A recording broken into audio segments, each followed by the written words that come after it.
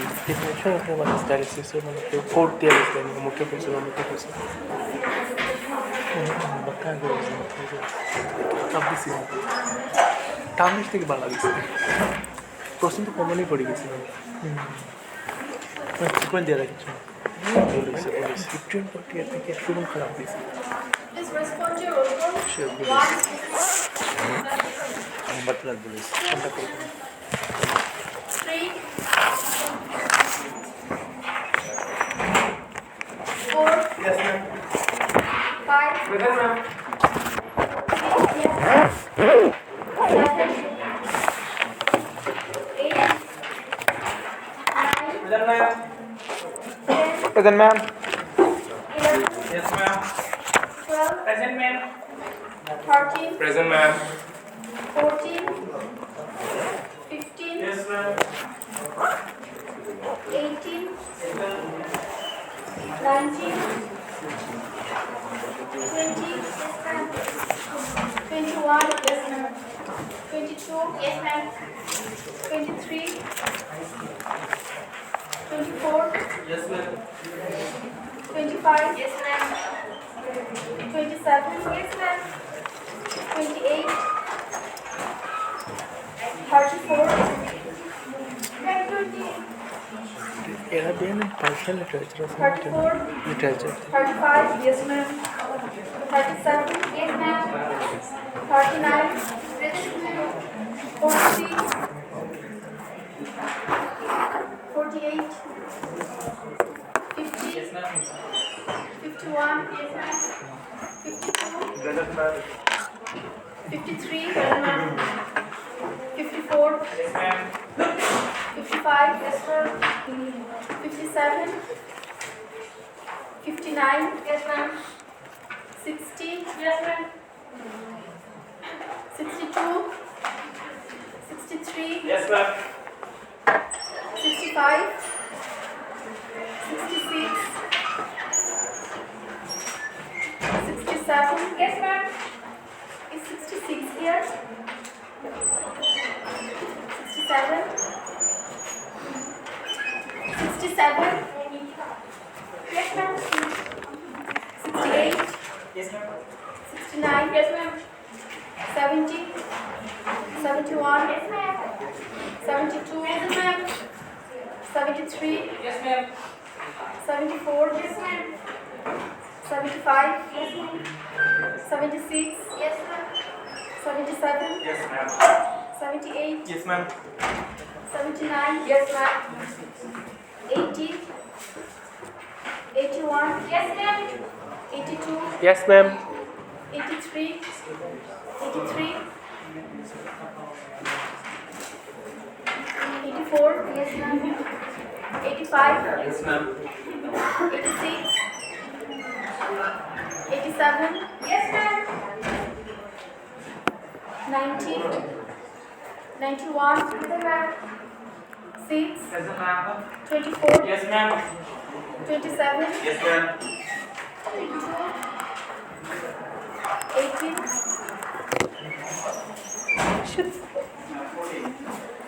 40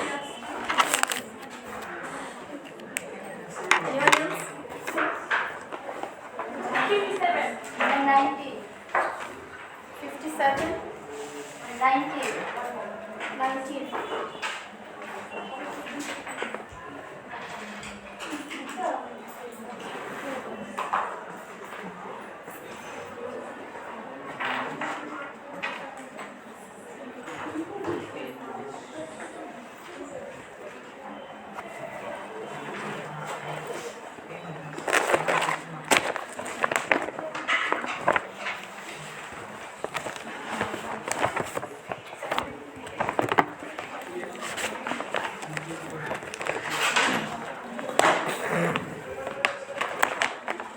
So one thing that is common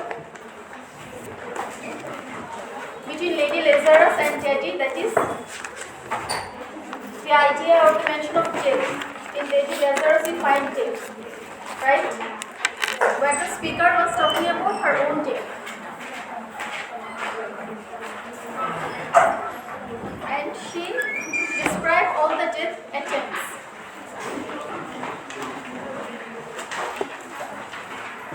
And she also expressed her feelings towards the people who saved her or who apparently saved her.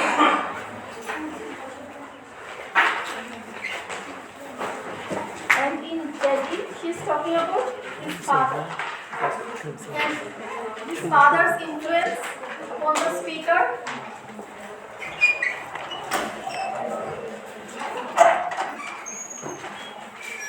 And the childhood, or the description of the childhood that we find here, that is not a happy one. This speaker, she never had this chance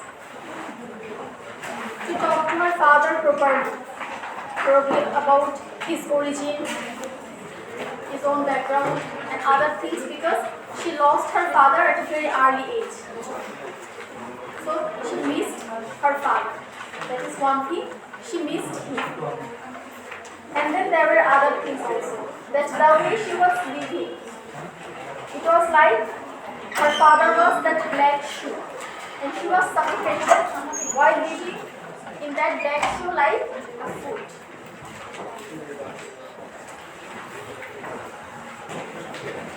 And in order to survive, she had to kill her father, but she couldn't do it because he died before that. And here in these lines, that the second stanza, that I have had to kill you, you died before I had time. So that tone of mockery that we find in Lady Lazarus, that is also present here. She is actually talking about a serious issue, the relationship between this father and daughter, the speaker's own relationship, her feelings towards her father, her dead father, whom she misses, whom she probably loves also, and probably hates too. She is in a love and hate relationship with her father. It's a very complicated relationship. But this tone of mockery, that is also here, that I have had to kill you, you died before I had time. So if the speaker is very serious, can you imagine that the daughter, she is talking about the father, that I have had to kill you, but you died before I had time? This line doesn't actually sound serious, and any sensible person cannot utter such lines, right? So you can imagine the psychological state of the speaker. Perhaps she is in extreme agony. Probably there are other forces, external forces. This is not only about her father. And this poem, though the title is Daddy, this is not only about the father. There are other people. Like in previous poem, Lady Lazarus, I eat men, M-E-N, the plural men. She also had several men in her life. One was her father. The other one was her husband. There might be some other influences as well.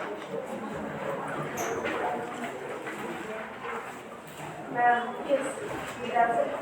Does the tone of mockery mean that she has kind of accepted her situation? Accepted, Like actually accepting it not as accepted. She's trying to, but she can't. That was why she committed suicide. She couldn't accept. That's why she was suffering. She forcing herself to accept this. She was trying to force herself. That's what she did throughout her life. From the very beginning, from childhood, she was suffering. As a child, and then when she was young, she suffered. She suffered from depression, from abuse. There are internal and external forces that made her suffer. And she couldn't accept it. At one point, she became exhausted, and she was that exhausted. And here, this is kind of, she's making fun of this. Like, nothing matters to her anymore. She's in that state. like the absurdity of the Yes, everything has become that absurd. And this poem was written in 1962, a year before her death. And when this poem was written, she was separated. She was living with her two children. So you can imagine her psychological condition at that time. She suffered all those abuse, she went through that experience, and then here when she is talking about this father, she is not only talking about the father. She didn't have her father when she was a child. She had very little memories of her father. Probably they never discussed anything because she was a child, only a child. And that there is a longing to, as a child she loved her father and she wanted to get it back from her father, but her father couldn't give it back because he was dead. And there was this longing. And when you will have another man in your life, perhaps you will try to find some ideas or some characteristics of your father in that man. The way your father was supposed to protect you, save you from everything, love you and care for you, you will expect the same love and care from your husband. Though their roles are different, one was your father, the other one is your husband, but that love and care, support, these are something that you'll expect from both of the men.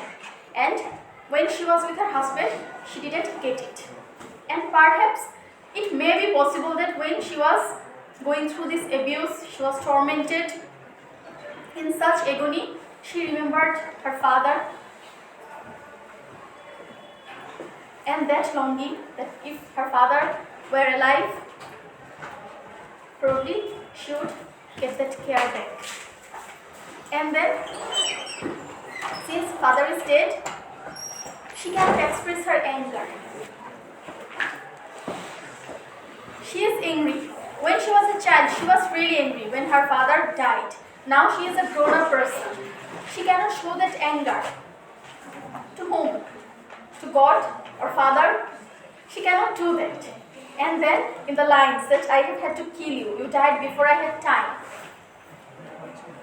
This is kind of, she is trying to make fun of it. But actually she is an extreme agony.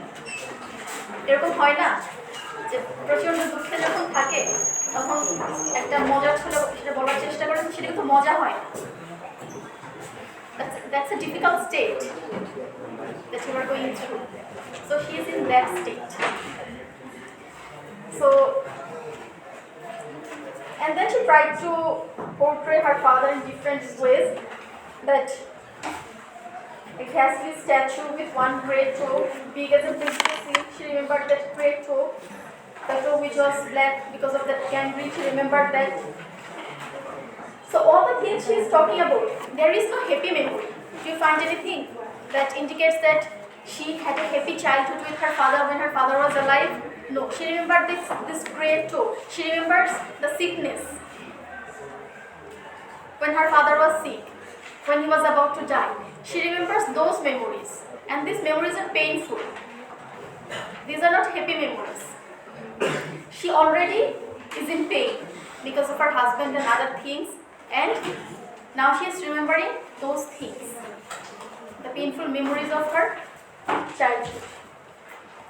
And then I used to pray to recover you, but all the prayers went in vain. And she had that anger since the childhood, the child's anger towards the God.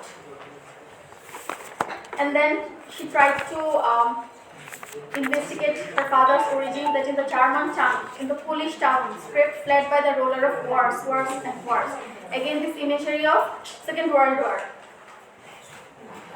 But the name of the town is common, my Polish friend. Now she is trying to find out about her father, but she cannot do that. When she is investigating about his father's origin, her father's origin, his root, the name of the town is common. She doesn't know which town it is, exactly which town. And my Polish friend says there are a dozen or two. So I never could tell where you put your foot, your root. I never could talk to you. So this line, I never could talk to you. Here we find this love, this longing, the expectation which will never be fulfilled. Because she never got to talk to him. The tongue stuck in my jaw. Probably because perhaps she thinks that her father used to speak in German since he was a child. So the detachment, the gaps between his father and daughter. Now she is trying to know her father. That's the thing. She is trying to know her father, but she is unable to do that because she doesn't know anything about the root, that town, that village, because there is a dozen or two, and then the tongue, she cannot speak German. So there is a language barrier between her and her father. Perhaps her father spoke English, not German, but here in the idea of this grown-up speaker, she is perceiving her father as a person who speaks or who spoke in German. Their languages are different, so it creates that gap, and she cannot bridge that gap. So the tongue stuck in my jaw. It's stuck in a birdware snare. And then again German, it means I. She's kind of stammering. This ICH, it means I, like it's stuck in a barbed wire snare. When she tried to speak that language, German, it's stuck. Like a wire. And she's kind of stammering. She cannot produce a sentence. Because she doesn't know this language, or she doesn't like this language. It could be anything. I thought I could hardly speak. I thought every German was you. So when she will try to know her father, since her father is not here, she will try to find out some models. That her father was like this person. This is a German, so my father is probably like this person, since he was also a German. This German person speaks in this way. Perhaps my father also used to speak in that way. She was trying to find out the models. That I thought every German was you. And here is the problem, the way she describes her father in this poem. Again and again, she brings that the images from the second word, the Jews, the Nazis, and the German, the picture of the German that we find. That is not a pleasant picture. They were the oppressors. They were the killers. They tortured the Jews. And her father is a German. And when she is saying that I thought every German was you, the idea of the Germans in her mind from the World War or those images, what do you think? What idea of her father she is gathering? A good person? No. So here it gets complicated. His father and daughter, the models she is preparing, making for her father. These are not some good models. So I thought every German was you. And then you can come back to the first stanza. That black shoe, you do not do anymore. Black shoe in which I have lived like a fool for 30 years. Poor and white. So the life she was living, she has been living for 30 years in that black shoe. She was suffocating. She was not happy. She was in pain, in agony. Perhaps because she thought her father was like those German. Her father was also an oppressor, an agent of torture.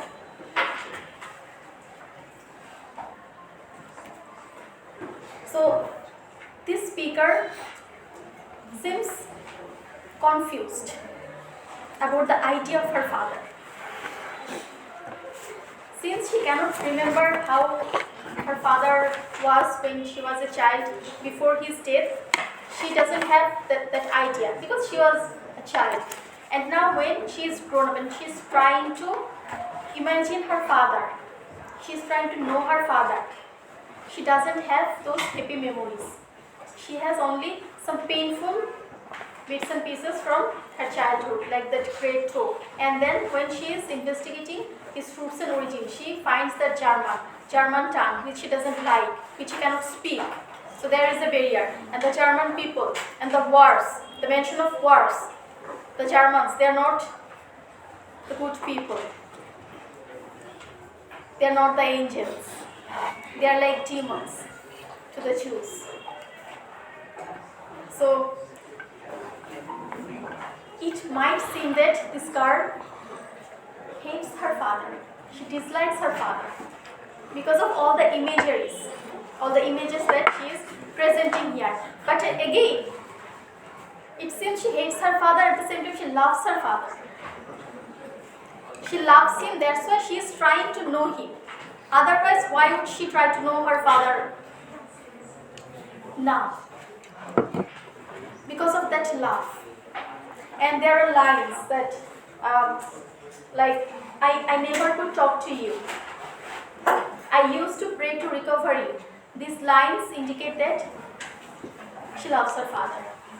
So she is confused, probably because the way she wants to idolize her father, she cannot do that because she doesn't have the examples or images or the pictures of her father that she is looking for.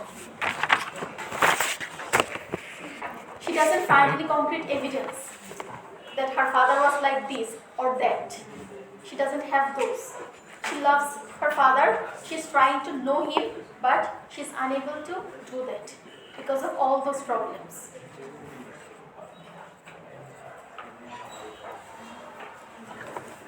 And then I thought every German was you. And the language of sin, an engine, shuffling me off like a Jew. And here, again the comparison. In Lady Lazarus, we found that the speaker compared herself with the victims, the Jews, their skins. And here, we find the same comparison, that she is like a Jew. A Jew to, these are the concentration camps. A Jew to Dachau, Auschwitz. Auschwitz is a very famous, not famous, concentration camp. Auschwitz, Belsen, these are the concentration camps. So she feels like those Jews who were taken to those concentration camps to be tortured, to be killed. There were gas chambers. Those people, they were gassed there, murdered there. And when the people entered the gas chambers, they didn't know that they were about to be killed. And then when they entered, and then there was death waiting for them. So she is like those Jews entering the concentration camps to be tortured, and her father is like the German. Her father is the oppressor, she is the oppressed one.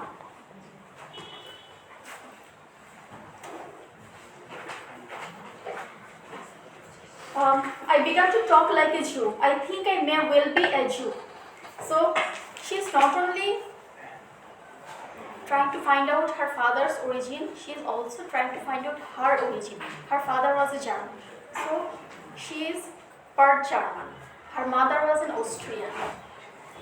So she also connects herself with the Jews. She has another side, and she is tormented between. So I began to talk like a Jew. I think I may well be a Jew. When she tried to speak German, but the language seemed obscene. She did not like the language. She hated the language. And that created certain gaps between the daughter and the father, because she considers herself a Jew. I think I may well be a Jew. The snows of the Tyrol, the clear beer of Vienna are not very pure or true. With my gypsy ancestors and my weird luck, and my tarot pack, I may be a bit of a Jew.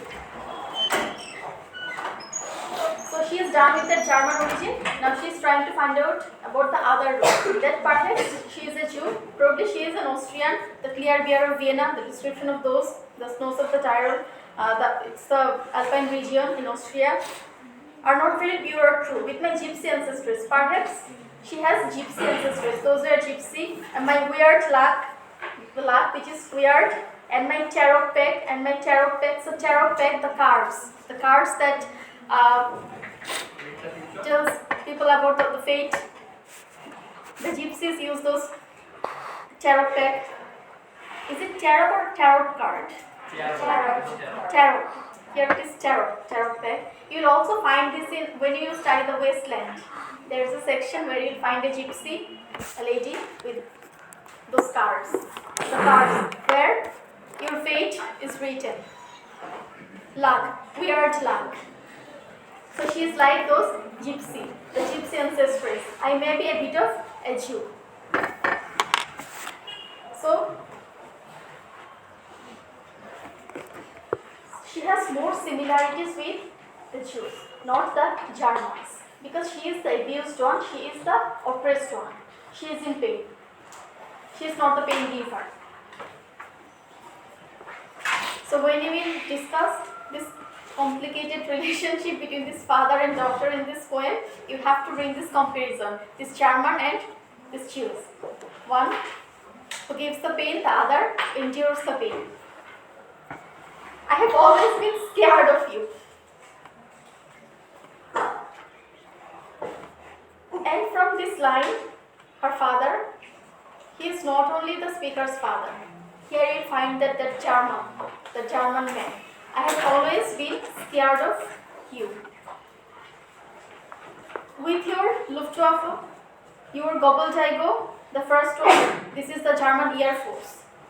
The German Air Force that they used during the wars. Your Gabeldigo, the use of the technical terms. She's kind of mocking the language, the use of technical terms. And your neat mustache.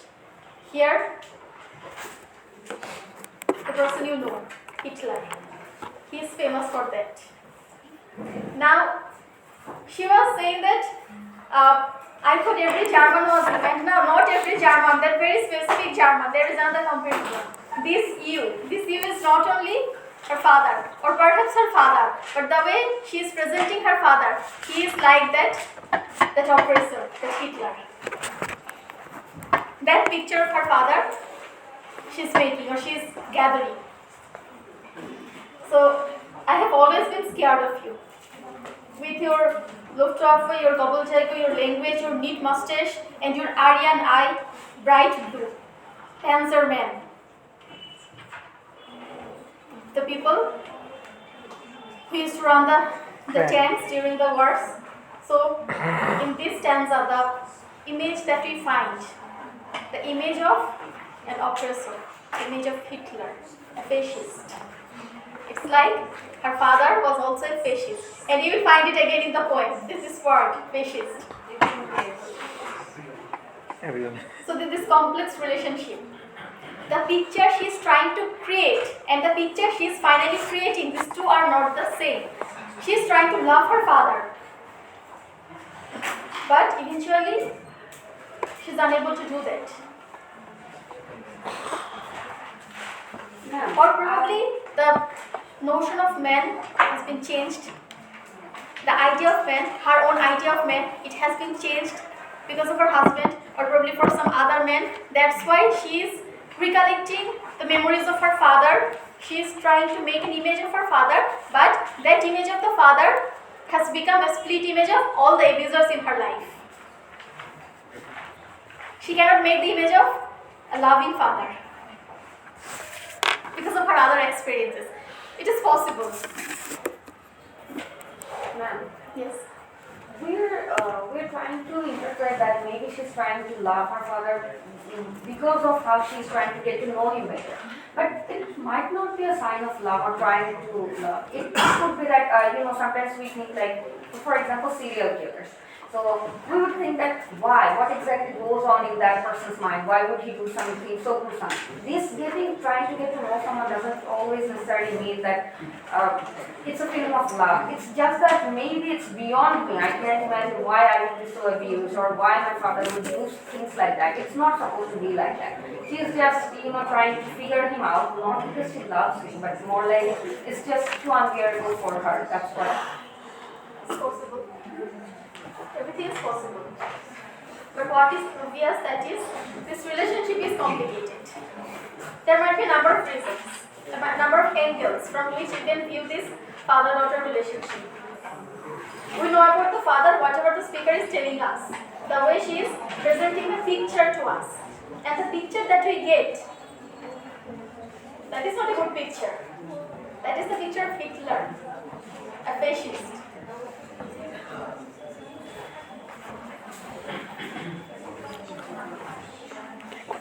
Or probably it is also possible that when she was a child, she actually had some painful memories with her father, and now as a grown-up, she cannot exactly remember those. But still, the feelings are there. The feelings are still active in her mind. And now she is, at that time, she didn't understand anything because of her age, and then she lost her father. She didn't ask him for the justification, and now she is trying to find the answers.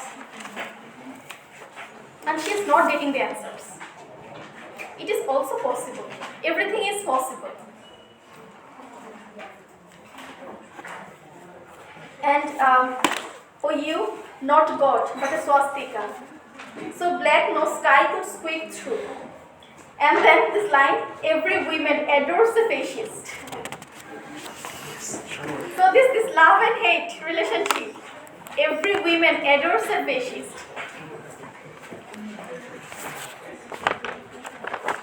Here we actually find not one person, but two. Not only her father, her husband too. Every woman adores a fascist.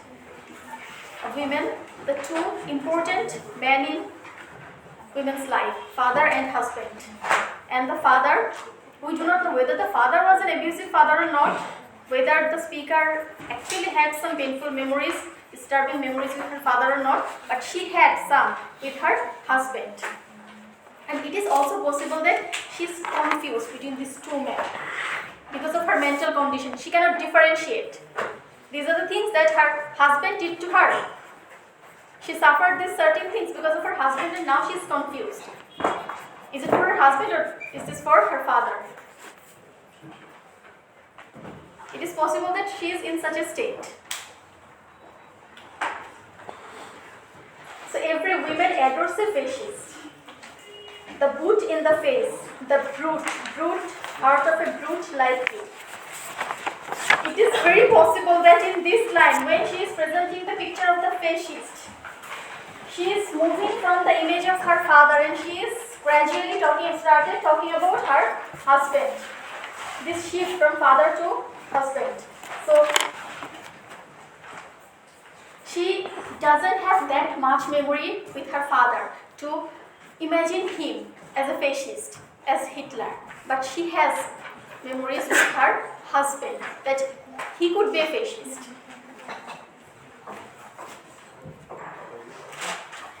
So every woman adores a fascist. And when she married Ted Hughes, it was a love marriage. They fell in love with each other. And they were supposed to be happy. Two people who were in love, two young people, and then both of them were equally talented, brilliant poets. They were supposed to be a happy couple, but that didn't happen. So every woman adores a fascist. The boot in the face, the brute heart of a brute like you. This repetition of brute, the brute heart of a brute like you. It is very possible that this you, it is not actually the father. It's actually the husband. And she is just confused between these two images. Which one is father, which one is husband? You stand at the blackboard, Daddy. Again she comes back to the daddy. You stand at the blackboard. Her father was a teacher, a biology teacher. You stand at the blackboard, Daddy. In the picture I have of you. She has a picture of her father where he is standing in front of the blackboard. A cleft in your chin instead of your foot. But no less a devil for that. No, not. And less the black man who beat my pretty red heart in two. Again this father, husband, father. This confusion. So when she says every woman adores a fascist and a brute heart of a brute like you, it seems like she's talking about her husband, and then she comes back to the daddy, that you stand at the blackboard. I have a picture of you. where I can see you, and then the image that we find, the comparison, that instead of your foot, but no less a devil for that. The father, he's being compared to a devil. No, not unless the black man who beat my pretty red heart in two. Again, perhaps she's coming back to the husband. And this image of this devil. I was 10 when they buried you. Again, father. I was 10 when they buried you. At 20, I tried to die. Here you'll find the similarities between this poem and the accounts that we find in the previous poem. That she tried to die several times. So at 20, I tried to die and to get back to you. I thought even the bones would do. And when she was 20, she tried to die.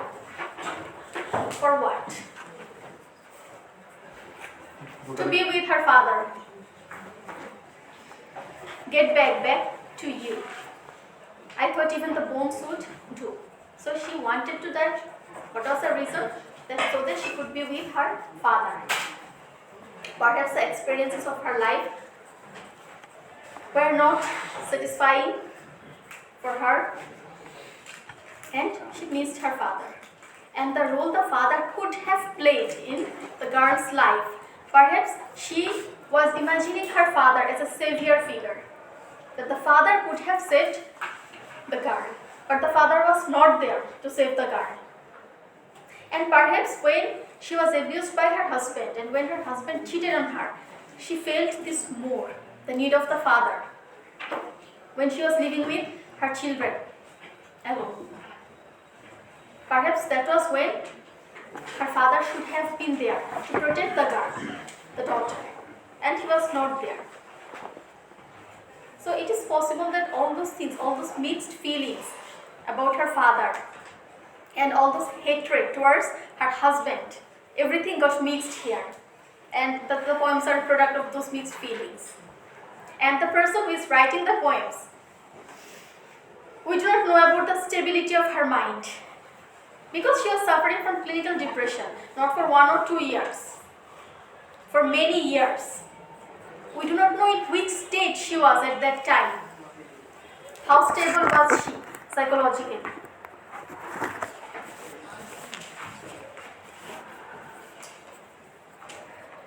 So at 20, I tried to die and get back to you. I thought even the bones would do, but they pulled me out of the sack. Just like in Lady Lazarus, she talked about this episode. If you read the Bell Jar, that novel, you will find these incidents there.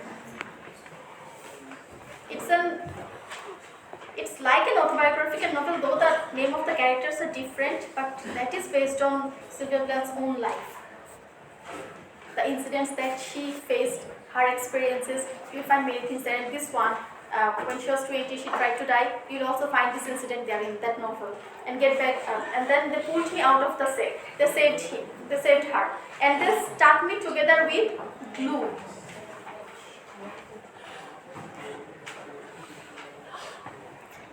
And then I knew what to do. I made a model of you. A man in black with a makeup look. Again that Hitler image. So that girl, that little girl who was missing her father, was longing to be with her father, and at last, at the age of 20, we cannot think that she wanted to die only to be with her father, that she missed her father. That cannot be the only reason. Perhaps there are some other reasons. At 20 years old, women will not do this. A child can do that. That she missed her father, and she, as the child who doesn't actually know anything about this death, what it is, what happens after death, that child may attempt that death. But at 20 years old, women will not do that. For the father, there might be some other reasons. But here, this distressed woman, she is saying that she tried to die and get back to him. But then they pulled her out of the second. They stuck her together with glue.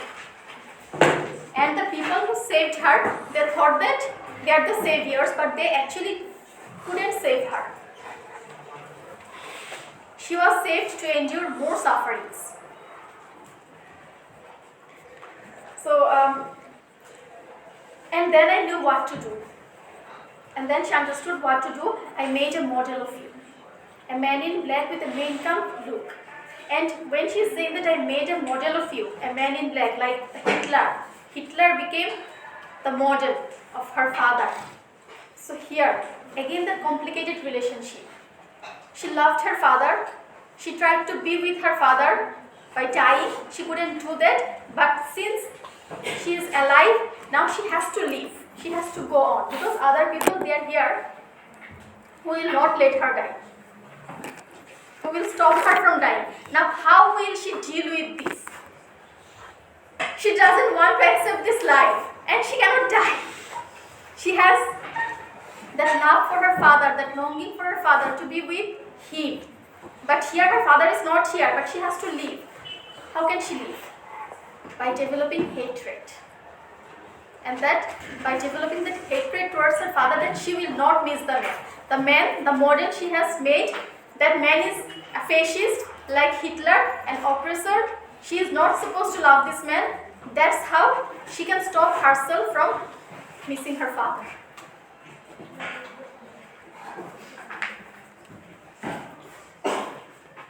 So, what is it called according to Freud? Defense mechanism. So people have different defense mechanisms. Some people, they prefer avoidance. They will avoid the whole thing. There are different defense mechanisms. Each can be her defense mechanism. That by making a model of her father as Hitler, the fascist. That's her defense mechanism to survive in a world where her father is not there to save her. It can be. I made a model of you. And then that model was not only based on that fascist. There was another model, her husband.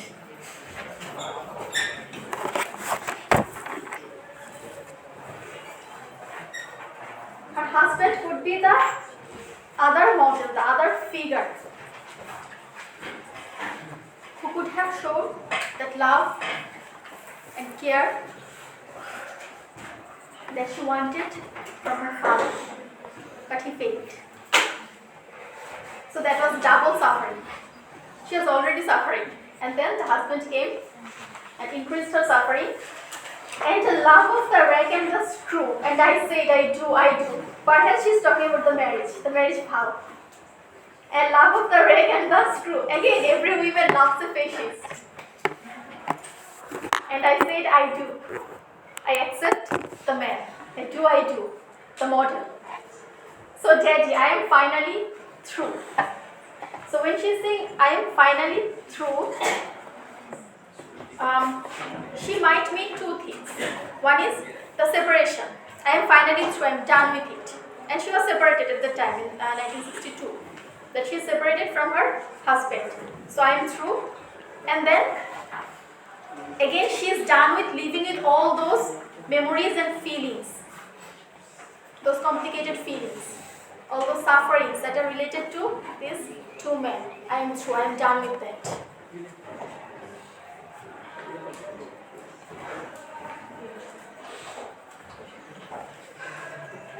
So, I am finally through. The black telephone's off at the root. The voices just cannot worm through. And perhaps by this black telephone's off, she is trying to indicate that the communication, now there is no communication. It has been cut off. So, I am finally through. I am done with it. And perhaps it was the time in 1962 when she wrote this Lady Lazarus and Daddy.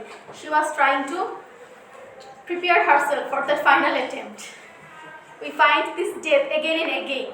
And the way we find death here, this is not like death in Emily Dickinson. That was a different death. We do not find the speaker so willing to die in those poems. Though death is also there. But here we have a different speaker who wants to die. To her, death is what can save her. Life cannot save her. She is that desperate. So, what time is it? 50. 2:51. এরপরে কার class? HS section কতটুকু হচ্ছে last section group আর